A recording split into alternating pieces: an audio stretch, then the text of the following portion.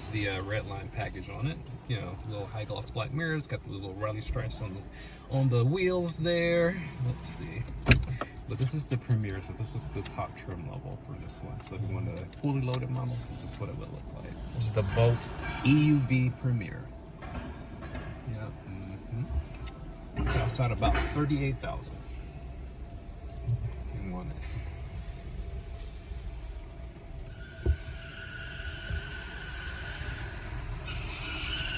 How's this car on to charge? How long does it take to charge?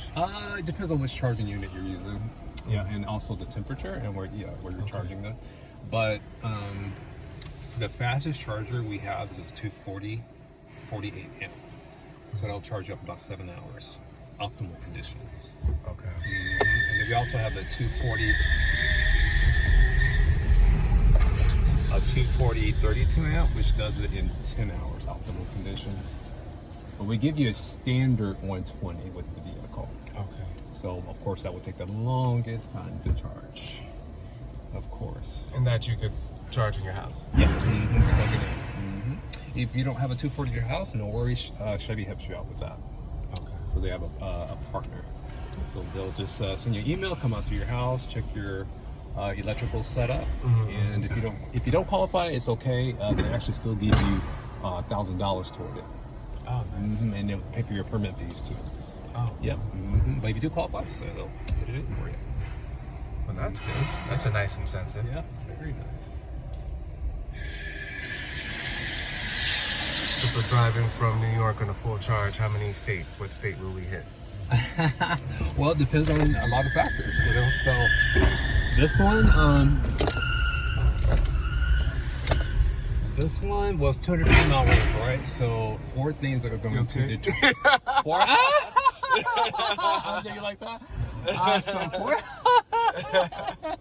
So 4 things determine. So your terrain, your temperature, technique, and your climate all determine your range.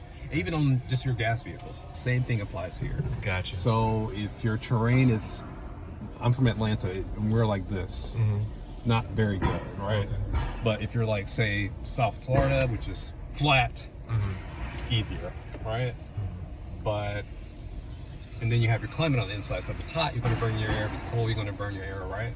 And how you drive personally, which is... And that's universal with all the cars, even though they say whatever. Yeah, it's every single EV, every single one. So all of that determines how much range you actually get. So you can have a 250, unplug it 250, right? But as soon as you hit the road, then it's going to change. Is there a camera in the front and the back? Or? Yeah, it's a round view camera, and I can show you that. Let's see. Here we go. Camera, there we go. So surround view. So we have 1 in the front, 1 in the back, and 2 on the sides. Okay. So it's full surround view cameras. Yep, and we also have this. So that's your, we have 2 cameras on the tailgate. So this one's fixed, so it doesn't matter which way you move it. Right. It's fixed on the tailgate, but if you flip it back, of course, you just have to, adjust it to your liking, of course. So, so it's a nice feature, but only on the Premier.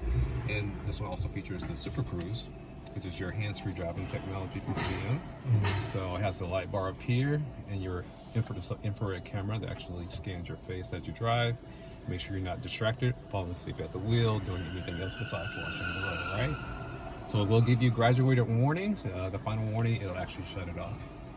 And then you'll have to cycle over again. It means you have to park the car somewhere, turn it off, and turn it back. Just want to make sure you're not sleeping. Exactly. Or also if you're not having a medical emergency, because this actually, what it will do is, after that final warning, you're still not responding, it'll slow down in the lane of travel, hazards will come on, and OnStar Emergency Service will be notified.